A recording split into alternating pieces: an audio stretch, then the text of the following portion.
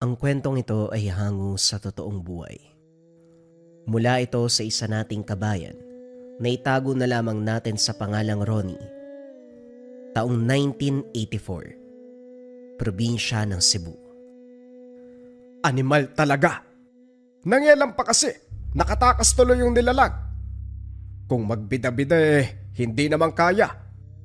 Sa susunod na maabutan ko ang pesteng yon, siya ang una kong papatayin.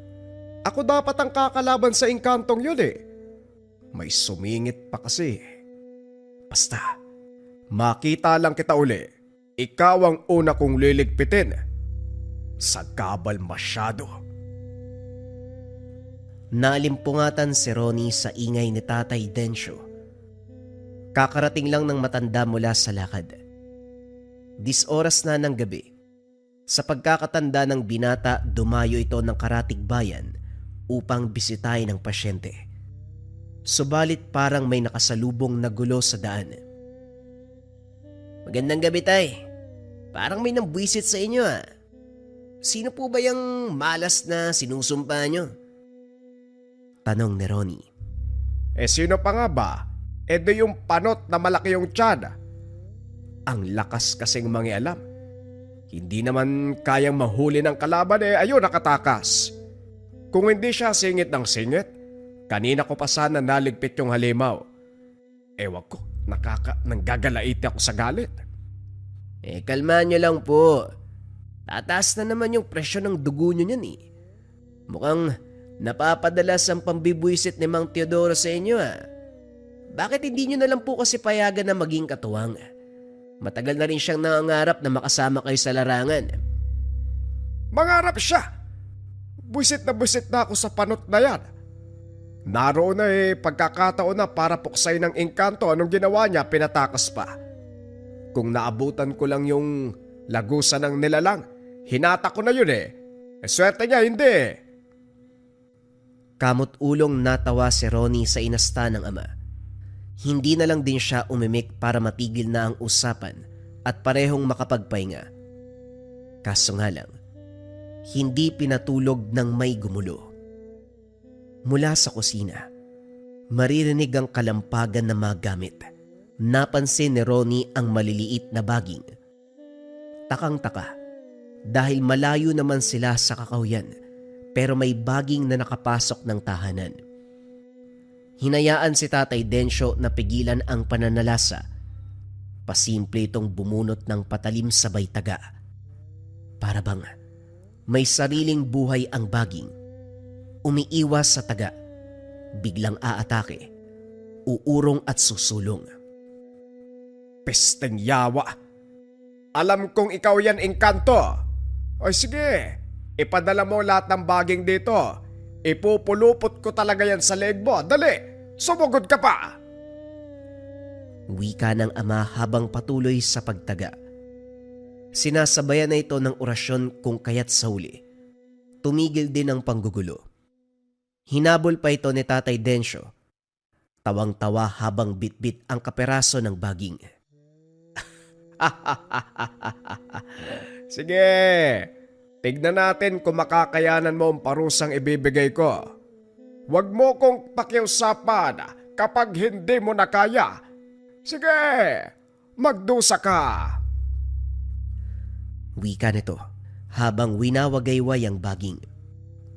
Hindi mawari ni Ronnie kung may tao ba sa kadiliman. Doon kasi nakaharap si Tatay Densyo. Akalain mo na meron itong kausap. Sa pagpasok ng ama, saka lamang siya nagtanong. Hindi naman sa nagtataka. Kuryoso lamang. Tay, may nakikita po ba talaga kayo? Parang ang dilim-dilim na ron Nahihiwagaan na talaga ako sa inyo. Nakakakita ba naman ng elemento mula sa kabilang mundo? Ano po itsura nun? Gusto mo bang makita? Pwede kong buksan ang ikatlo mong mata para masilayan ang itsura ng mga engkanto. Babala ko lang, lakasan mo ang kalooban at sikmura. Nakakatakot sila at nakakadiri. Ano? Nagtatanong lang ho. Hindi ko po gusto na makita ang mga yan. Natatakot na nga ako sa ginagawa nila sa pasyente. Paano pa kaya yung mukha nila? Kuryoso lang utay. Naiintindihan ko pero dahan-dahan sa kuryosidad. Dahil minsan hindi mo na yan mapipigilan. Makakagawa ka ng bagay na sasagot sa katanungan mo. Mamaya, malalaman mo, nakakakita ka na. Ay, naku, wag na nga ho natin pag-usapan. Ngayon pa lang kinikilabutan na ako eh. Hinayaan naman siya ng ama na manood. Binuhol ang magkabilang dulo ng baging. Binabad sa langis. Sinabuyan ng sagradong asin habang iniihipan ng dasal.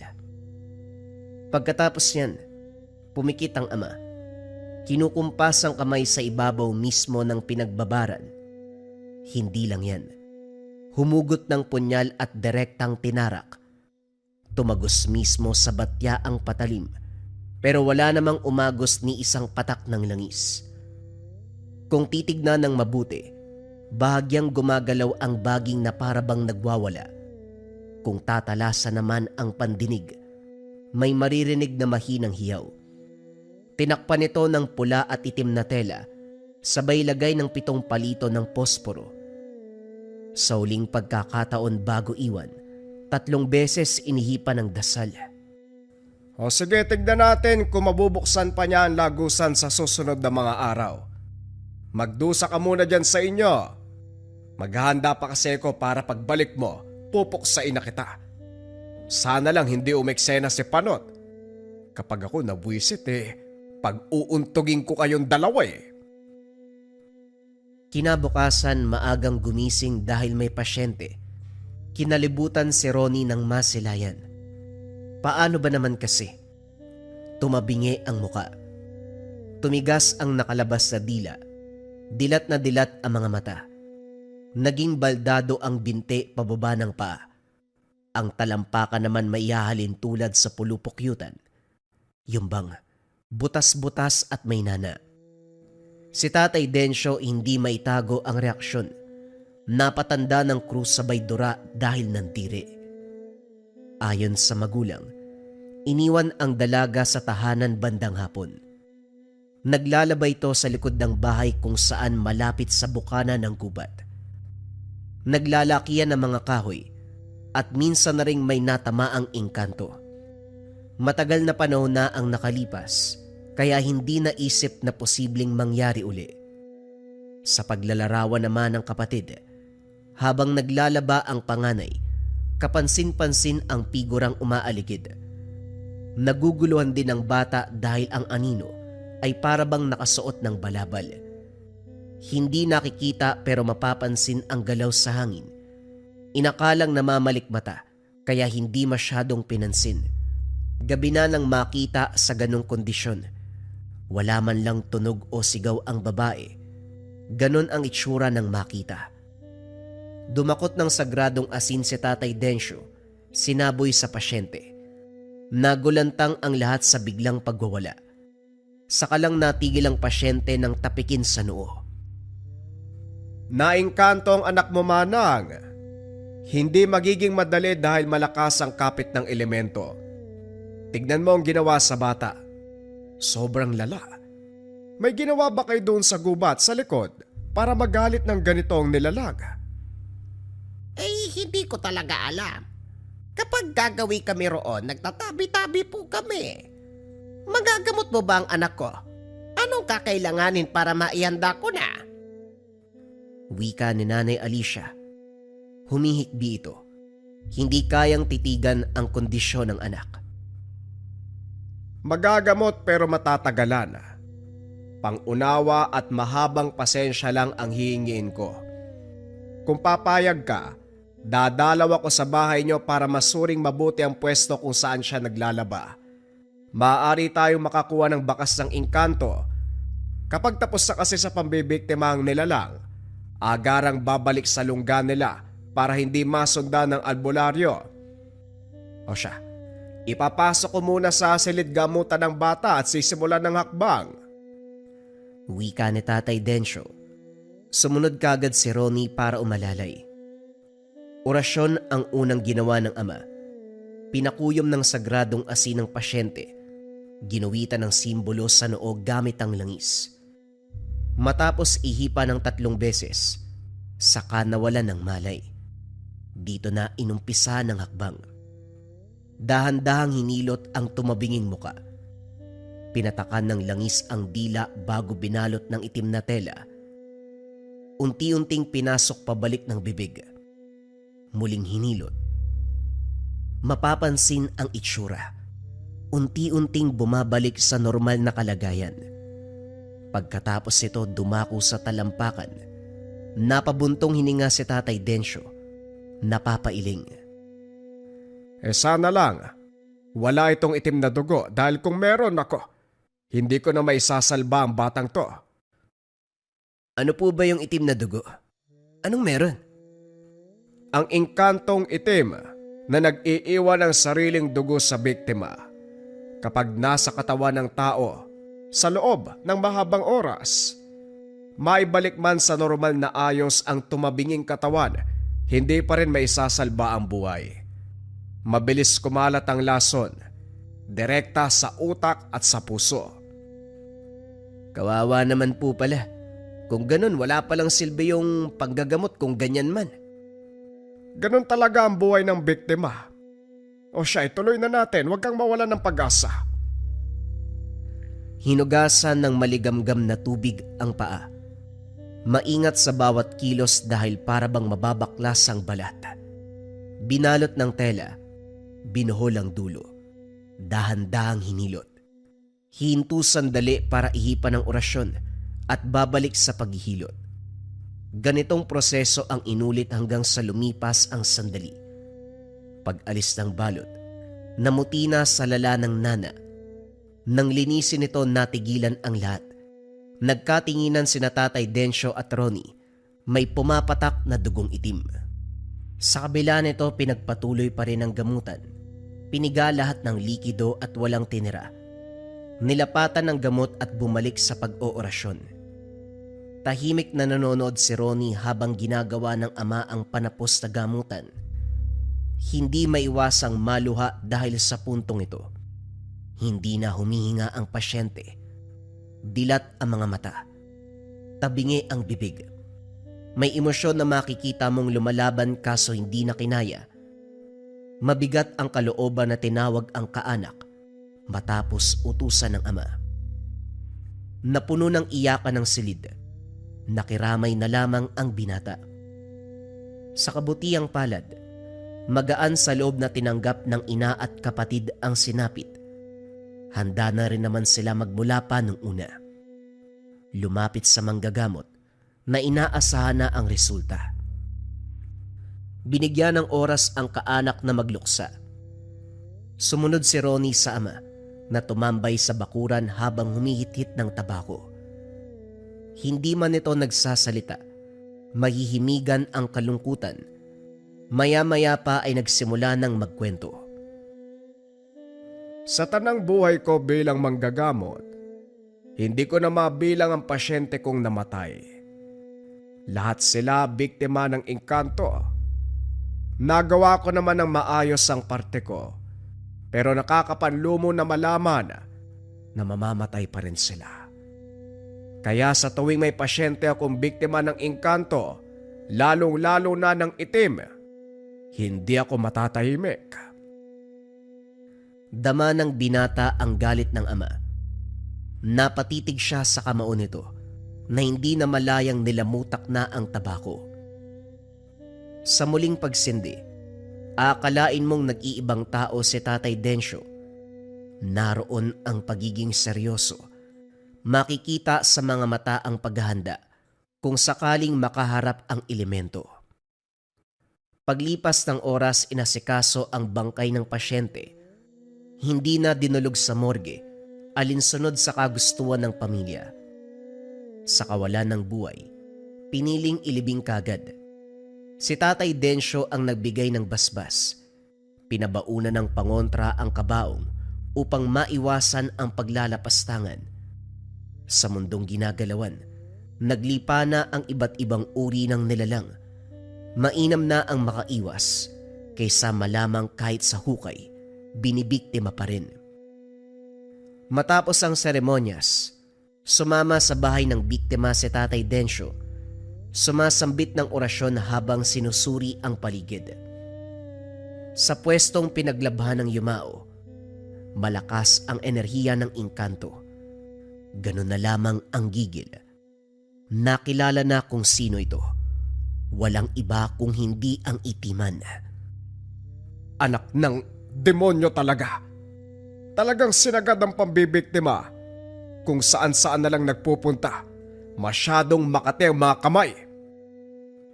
Paano kung punta na lang po natin sa lungga niya? Naparusahan nyo na, diba? Sigurado ko mahina pa yun. Iho, kailanman hindi humihina ang ganitong klase ng elemento. Ang ibig kong sabihin, may pagkakataon na natatalo pero hindi mapupuksa. Kumbaga, matalo man dito sa mundo natin, babalik lang yon sa mundo nila, buo pa rin ang lakas. Hindi nga lang makakabalik kaagad dahil sa epekto, pero maging ang lagusan na dadaanan maapektuhan din kaya kailangan niya mag-intay ng pagkakataon bago makabalik. Tumatango lamang si Ronnie. Kahit sa parte niya hindi nauunawaan ng lubos. Pagkatapos kausapin ang kaanak ng biktima, nagpaalam na ang mag-ama. Sa tahanan, binalingan ni Tatay Densyo ang baging. Sa puntong ito ay gumagalaw pa rin. Nag-iba ang kulay ng langis. Naglalaban ang orihinal na kulay at ang itim na dagta. Dumistansya si Ronnie ng sumenyas ang ama. Ito man ay nagtakip ng ilong at bibig bago tinabaho ang baging. Animoy ahas na kumakalas. Madulas sa puntong ito, nahihirapan sa pagtigil si Tatay Densyo. Napapalakas na rin ang pagsambit ng orasyon. Ilang patalim na ang sinaksak, subalit buo pa rin ang lakas. Nang hindi pa rin tumitigil sa pagwawala, binukot ng tela at tinalian ng lubid. Sa pamamagitan nito unti-unting kumalma. Pinutol ang magkabilang dulo. Lumantad ang butas ng gitna na siya namang binuhusan ng asin at pangontra. Kinargahan ng orasyon. Maya-maya pa binalik sa batya at tinakpan. Habol ni Tatay Densyo ang hininga pagkatapos. Dali-dali nagsindi ng tabako para pakalmahin ang sarili.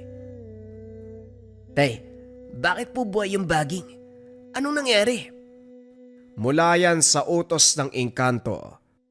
Agresibo man, nararamdaman kong epekto sa itiman. Nako, hindi tuloy ako makapag-intay na makita siya muli at masumbatan. Nung huli kaming nagkita nung gabi, pinagtawanan ako kesyo matanda na daw mahina na. Tignan mo ngayon siya ang nahihirapan. Ang tagal kasi mag-Biyernes Ganong araw lumalabas ang itiman. Sa araw na yon matatapos ang pinataw kong parusa. Kaya siguradong babalik siya sa mundo natin. Bakit hindi nyo nalang puksain kaagad? Parang yan din yung problema nyo nung nakaraang buwan Ganyan ba kahirap ulihin yan? Alam mo kung ako lang maliligpit ko naman kaagad yan. Kaso lang yung panot na kalbo yung malaki yung tiyan. Ay naku, sarap tirisin. Mahilig umiksena. Imbis na mauhuli ko na, bibigyan pa ng oras para makatakas. Mahirap na nga huliin yung kalaban sumusulpot pa yan. Lihim na napangwi si Ronnie sa sinabi ng ama. Kapag ito na ang nagsalita, sukdulan ang inis na binabanggit. Pagbigyan nyo na ho kasi. Wala naman siyang gusto kundi maging kasama nyo sa panggagamot at sa pagkuha ng elemento. Kahit ganon si Mang Teodoro, may nalalaman pa rin yun. Yun na nga ang sinabi ko sa kanya. May karunungan ka, may alam ka sa panggagamot, sa orasyon kaunting ritual. Bakit hindi ka nalang tumayo sa sarili mong mga paa? Magsimula ka ng sayo. Anong sagot? Wala! Sunod pa rin ang sunod sa akin, ang kulit. Alam mo naman na, ayoko sa taong ginugulo ko Kapag nagpang-abot kami, mayuyupi ko na yung ulo nun Hindi ko alam kung kinulang ba sa kokote o abnormal. Hindi makaintindi. Ang lala naman po. O siya, magpapaalam ho sana ako. Wala na kasi tayong panggatong, mga ngahoy lang ho. O sige, mag-ingat ka. Huwag mo nang tumungo sa masukal na gubat. Diyan ka lang sa tabi-tabi. Kahit mga sanga ayos na yan, aapoy din naman yan. Matapos isugbit ang itak at bitbiti ng sako, tinahak ng binata ang daan patungong Kakawyan. Sa kalagitnaan ng pamumutol, napatingin sa paligid ng may bumato. Wala namang prutas ng lumboy. Wala namang puno. Ang nakapalibot lamang ay kamatsili, sampalok, talisay, mahogany, nyog, at nagyayabungang ligaw na halaman. Binaliwala sa pag-aakalang nagkataon lang, subalit sinundan ng sinundan hanggang sa nakaramdam ng kilabot. Napansin ng binata na may humahaplos sa balikat pero wala namang tao. Tinigil ang ginagawa. Kumaripas ng takbo, pero habang papalayo, bumabalik lang din sa pinanggalingan. Dito na naunawaan ng binata ang nangyayari. Isang maaaring gawin kapag ganito ang kaganapan ay baliktarin ng suot na damit. Ginawa ito ni Ronnie. Hinubad ang habak, pinulupot sa kamay at winasiwas sa paligid. Kung sino kang naglalaro sa akin, tumigil ka na. Kung nakikita mo, habak ito na ginawa ng lolo ko. Subukan mo kung saktan, pupuksain ka ng bisa nito. Wika niya. Pinagmasdan ng paligid. Kapansin-pansin ang paggalaw ng mga halaman na parabang may nagtatago. Kaso nga lang, hindi direktang makikita ng mga mata, lalo na sa binata na walang karunungan. Ang magagawa lang, maging matapang, iparamdam sa nilalang na hindi natatakot. Pero sa paglipas ng oras, lalong kinilabutan sa ihip ng hangin. May biglang nanampal. Tumitilapon sa tuwing may babangga. Walang makikita kung hindi puro hangin. Binunot ng binata ang itak. Muling hinamon ang nilalang. Magpakita ka! Huwag kang madaya, nanlalamang ka eh. Porkit wala akong alam. Subukan mo kayo magpakita at maging patas, magpakilala ka. Engkanto ka ba? Maligno? Ano? Wika niya, habang nililibot ang tingin sa paligid. Malakas na hangin ang sumagot sa kanya. Sinasabayan pa ito ng atake. Tumalsik si Ronnie matapos tumama ang katawan sa puno. Nabagok ang ulo dahilan ng pagkahilo. Hindi siya nakatayo at sa pag-angat ng ulo, napansin ang malabong figura. Hindi tao, hindi rin hayop. Ito ang unang beses na nakita sa buong buhay. Mahirap ilarawan pero maraming galamay sa katawan. Malaki ang ulo at malaki ang hubog. Mahabang buhok na aakalain mong baging din. Nanlilisik ang mga mata at kumikislap. Biglang nanigas ang buong katawan ni Ronnie at hindi siya nakagalaw. Mga mata na lamang ang kumikilos. Nawawala ang figura at biglang lilitaw. Maya-maya pa, may pumulupot na baging sa mga kamay at binti. Dito sumagi ang nilalang na kinalaban ng ama. Kaso nagtataka ang binata. Ang sabi ni Tatay Densyo, Biyernes pa ito muling makakatungtong ng lupa. Kahit sa pagsasalita hindi magawa ni Ronnie, wala mang takip, nawalan siya ng boses. Maya-maya pa, naramdaman ang haplos ng magaspang na kamay sa balikat. Ang pumulupot na baging ay umabot sa leeg. Namanhid ang katawan, hindi na makapa. Wala nang nararamdaman. Hindi naglaon, unti-unting dumilim ang paningin. Tinanggap na lamang ang nagaganap. Lihim na napadasal na sana'y matagpuan ng ama ang bangkay. Pero sa sandaling isusuko na ang sarili, dumagungdong ang napakalakas sa sigaw.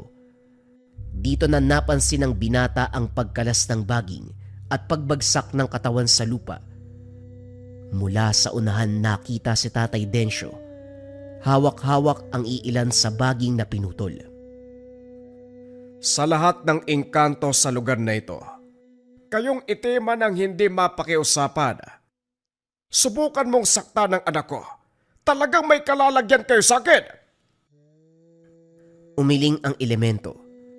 Hindi maunawaan ng binata kung paano ito natigilan sa kalagitnaan ng hangin. Nakalutang ito habang nagwawala. Wala namang nakahawak o nakakapit sa katawan. Nang sulyapan ng ama, nagmumula pala sa hawak na baging ang puwersa.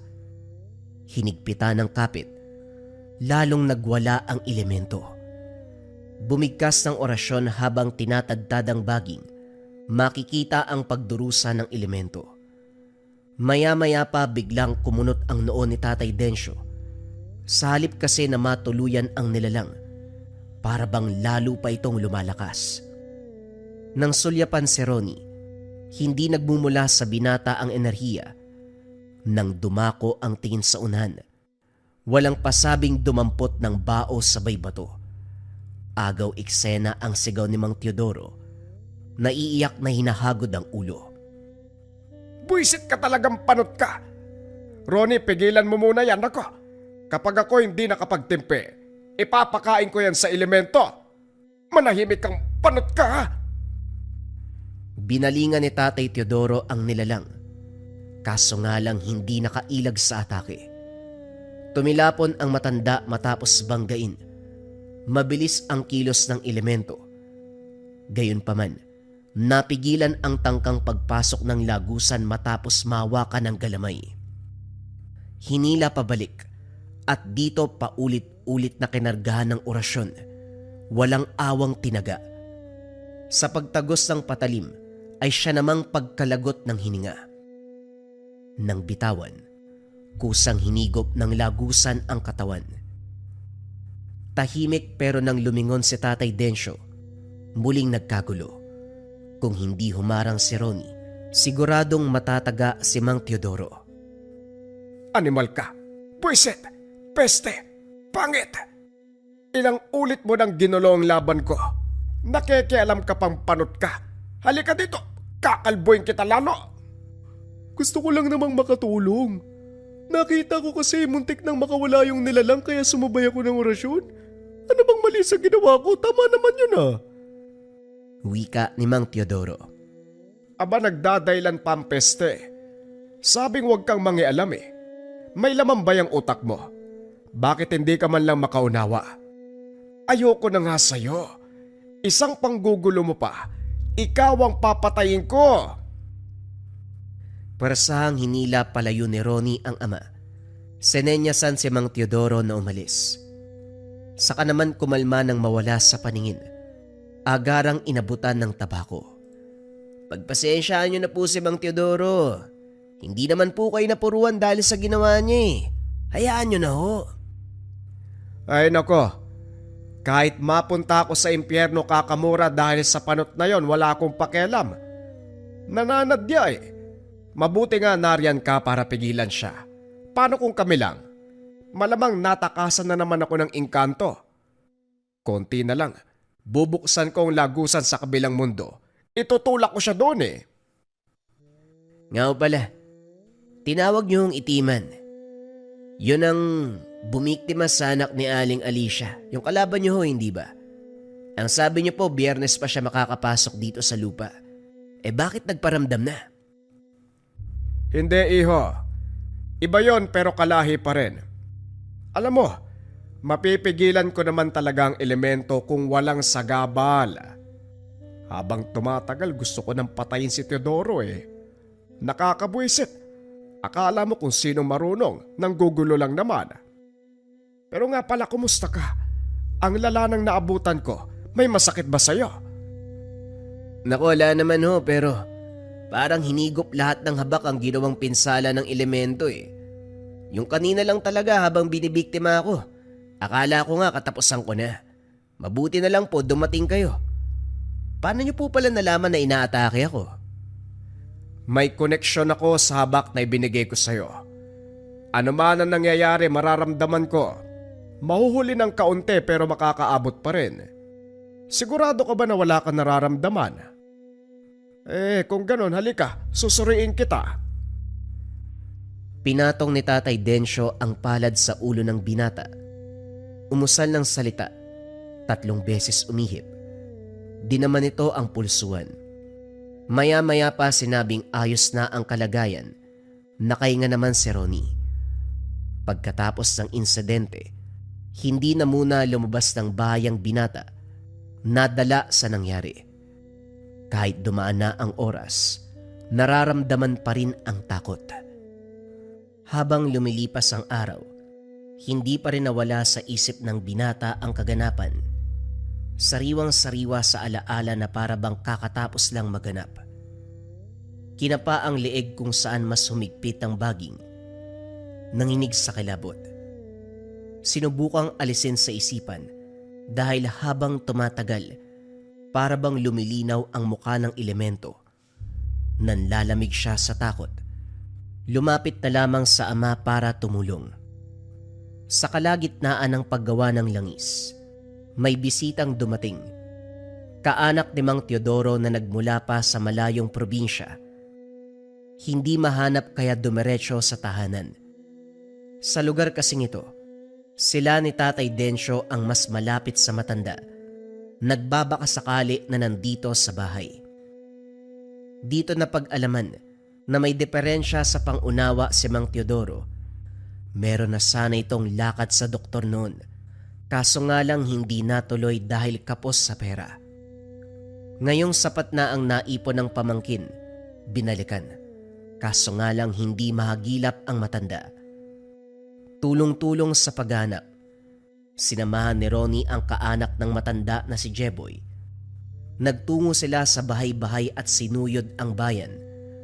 Maghapon sila doon pero wala pa ring natagpuan. Si Tatay Densyo naman, pinuntahan ng lugar na madalas dalawin ni Mang Teodoro, sa mga taong bayan, sa kanto, tubaan, pero wala pa rin. Nakailang balik sa bahay nito pero wala maski anino. Sana lang hindi inatake ng karamdaman sa pag-iisip. Nako, saan ba kasi napadpad yung panot na yon? Aba, ayun lang pala. Hoy, kalbong panot! Teodoro! Ayaw pa makinig ah.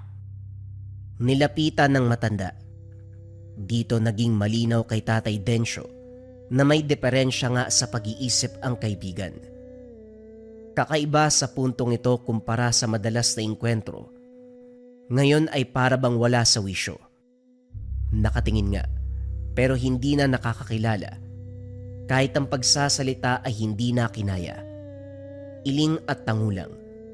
Maingat itong inakay pabalik ng tahanan.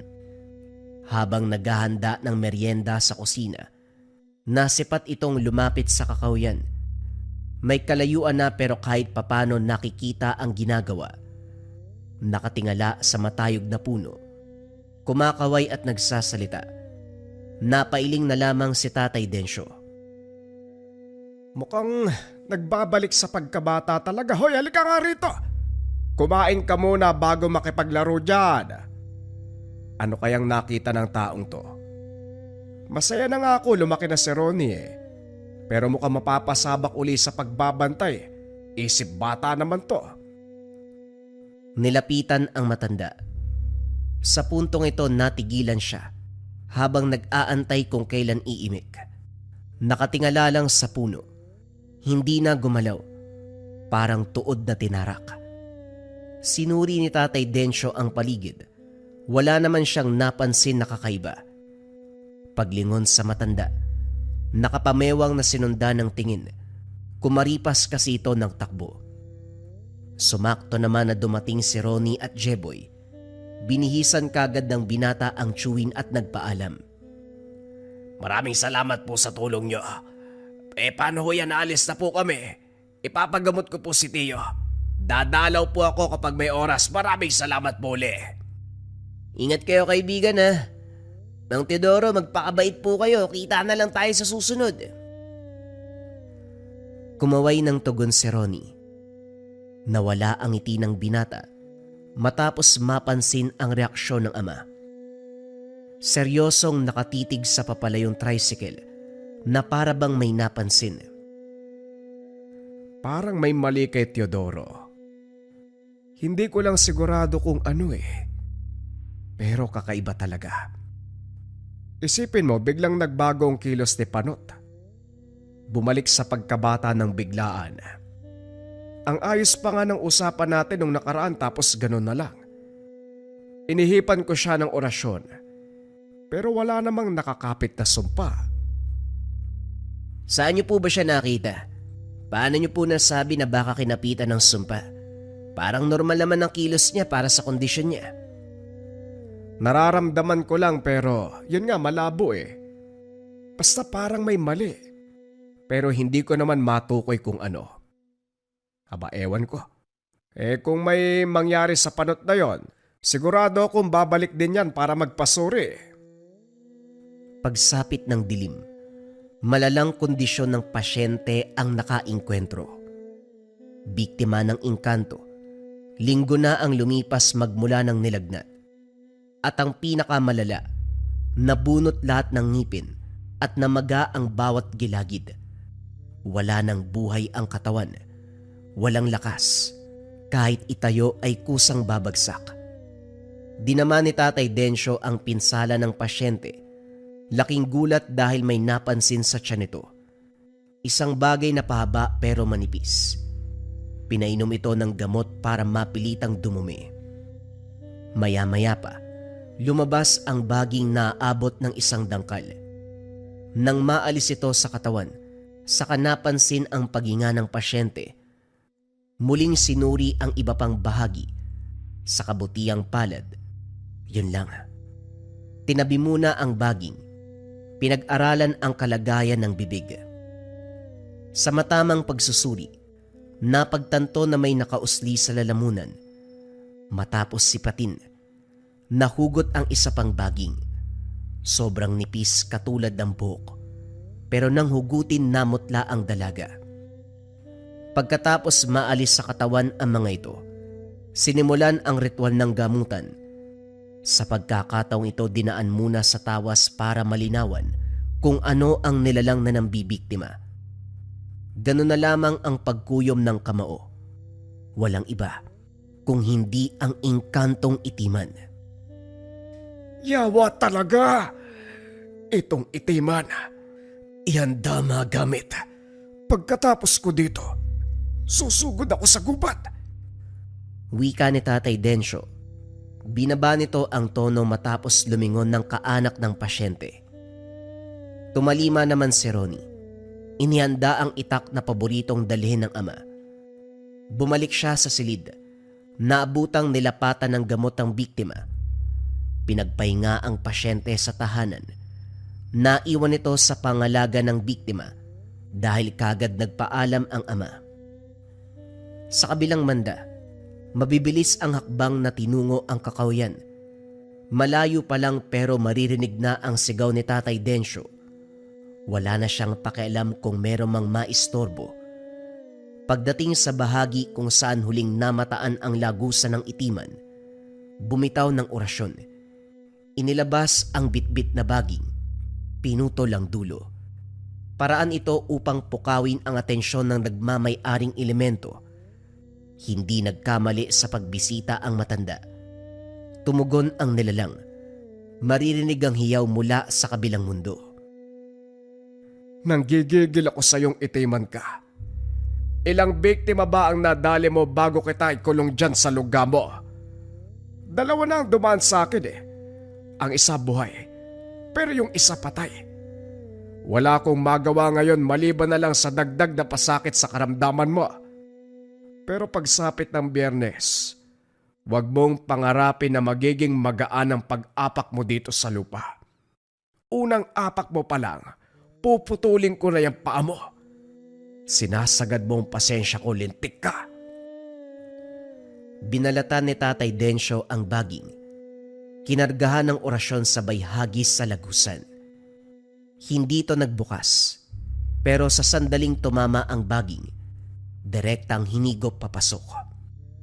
Sinundan ito ng malakas na angil ng elemento. Gayunpaman hindi na kontento ang matanda. Kung siya lang ang magpapasya ng pangyayari, papasukin ng kabilang mundo para tapusin ang lahi ng ituman. Kaso nga lang, may hangganan ang lihim na karunungan, bagay na pumipigil kay Tatay Densyo. Sa paglipas ng mga araw, hindi makapag-antay na makaharap ang ituman. Malapit na rin ang Biyernes, pero naudlot ang paghahanda ng may pasyente na naman. Wala pa ring pagbabago, biktima uli ng engkanto. Lalong dumagdag sa galit ng malaman na isang ituman. Kinalma muna ang sarili at ginamot ang pasyente. Sa pagkakataong ito, isang araw nang walang malay ang dalaga. Wala namang pagbabago sa katawan. Kaagad gumawa ng ritual. Kinapa ang espiritual ng biktima mula sa kabilang mundo. Nang mahanap, sinikap hilahin pabalik sa katawan. Pahirapan dahil hinihila ito ng ituman. Hindi binitawan ni Tatay Densyo hanggang sa kusang bumitaw ang nilalang. Sa huli, bumalik sa katawan ang espiritual ng pasyente. Maya-maya pa ay nagkamali ito. Bilang panapos at para tuluyang maalis ang kapit ng sumpa, pinatong sa ulo ang palad at inihipan ng dasal. Pagkatapos ito, sakalang nakahinga ang kaanak. Nakahinga rin si Ronnie na nanonood lang sa tabi. Kahit si Tatay Densyo ay kinabahan, hindi may tatangging natatakot na mamatayan muli ng pasyente. Mabuti na lang hindi gaanong malakas ang ituman. Nabawi ko kagad ang espiritual na kamalayan ng pasyente. Kung hindi nako, dadagdag na naman ito sa pasanin ko. Ang sabihin niyo po, magaling talaga kayo at hindi hinahayaang magtagumpay ang elemento. Kahit yung pasyente na binawian ng buhay, hindi niyo pa rin naman pinabayaan eh. Hindi niyo hinayaan na mawi sa walang pagkasawi niya. Kaagad-agad binigyan ng hustisya sa pamamagitan ng pagpuksa ng nilalang. Mahusayo kayo. Tama na ang papuri. Binubusog mo na naman ako niyan eh. Mabuti pa, linisin mo ang mga kala tapos magpahinga ka. Bukas, hindi natin alam kung ano na naman ang ibibigay na hamon. Kaya mas mabuti yung may sapat na tulog para ganadong lumaban. O siya, mauna na ako. Bilisan mo ang pagliligpit at sumunod kagad. Ayos ba yon? Tumango si Ronnie. Sinimulan kagad ang paglilinis. Pagkatapos, pumasok dali ng silid para magpahinga. Kagaya ng inasahan, panibagong hamon kagad ang sumalubong sa umaga. Pagbukas ng pintuan, bumungad si Jeboy. Akay-akay si Mang Teodoro na nagbago ang itsura. Nangitim ang balat lalo na ang muka. Bumabakat sa balat ang naglalakihang ugat. Dilat ang mga mata, hindi kumukurap. Nangangamoy bulok na baging. Pinatuloy at agarang dinaan sa pagtatawas. Halos matipak ang kahoy na nasa mesa matapos sampasin ni Tatay Densyo sa galit. Hindi bago ang resulta pero sinagad ng lubos ang pasensya. Muli, parehong engkanto na naman ng biktima. Pero sa pagkakataong ito ang nilalang na pinatawan ng parusa. Nang sulyapan ng kalendaryo, malalim ang pagbuntong hininga. Araw na ng Biyernes. Habang sama sa ilalim sa ritual ang katawan ni Mang Teodoro, lumabas muna ng silid si Tatay Densyo upang maglabas ng saloobin. Hindi na kaya pang ikimkim. Kaliwat kanan ang pagmumura. Yawa talaga! Walang kadala-dala ang itima na yan. Araw pa naman ngayon ng Biyernes. Muli siyang mananalasa sa lupa. Siya sanang sasalubungin ko para puksain. Binigyan pa ako ng pasyente, duda ko na parte ito ng plano niya. Igigit sa akin ang kalagayan ni Panot para malaya siyang makapambiktima. Ano po ang balak niyo, Tay? Sa palagay niyo po ba, magtatagumpay ang engkanto? Gagamutin niyo po ba si Mang Teodoro? Tapos yung engkanto, nagbahay-bahay na siguro para makahanap ng biktima yan. Yan naman ang hindi ko papayagan. Tambakan niya man ako ng pasyente. Gagawa ko ng paraan para sumaglit. Magtago ka mo siya Dahil sa oras na hahanapin ko na siya, bawat parte ng katawan niya, tatadtarin ko ng pinong-pino. Hinugot pa nito ang itak. Binitbit ang kaputol na baging mula sa batya at walang paalam na umalis. Kamot-ulong nasundan ng tingin ni Ronnie. Palipat-lipat ang titig sa lumalayong ama at sa nakaratay na pasyente. Bakit umalis si Manong? Paano ang chewin ko? Hindi niya pa nagagamot. Hindi ko alam pero sigurado ko. Alam ni tatay ang ginagawa niya, magtiwala lang tayo. Pero parang kailangan din natin magdasal. Alam mo na, dagdag lang, di ba? Sa kabilang banda, nagsisimula ng magsagawa ng ritual si Tatay Densyo papasok pa lang ng gubat. Nagsasaboy ng langis. Nagsasaboy ng sagradong asin. Nakiusap sa ibang elemento na tumabi. Pagdating sa mismong lagusan ng engkanto, napansin ng matanda ang bakas ng pagbubukas. Kahit sa ihip ng hangin, naaamoy ang samyo ng itiman. Sa ngalan ng lihim na karunungan, tinatawag kita, engkanto. Magpakita ka sa akin. Harapin mo ko, tama na ang pagtatago. Tama na ang pag-iwas. Harapin ang kapalaran mo sa akin. Inuutusan kita. Magpakita ka. Sa pagsigaw ng huling salita, hinatak ng puwersa ng karunungan ang elemento. Hindi na pinalampas ang pagkakataon. Sa muling pag-ihip ng dasal, kumontra ang baging ng itiman. Imbis na umatake kay Tatay Densyo, tumalima sa utos ng matanda. Ginapos ng sariling galamay ang halimaw. Ikaw na naman, matanda ka. Hindi ka ba nagsasawa? Parusa ka ng parusa. Kakatapos mo lang akong patawad. Ngayon, ano na naman ang gusto mo? Mangmang ka ba?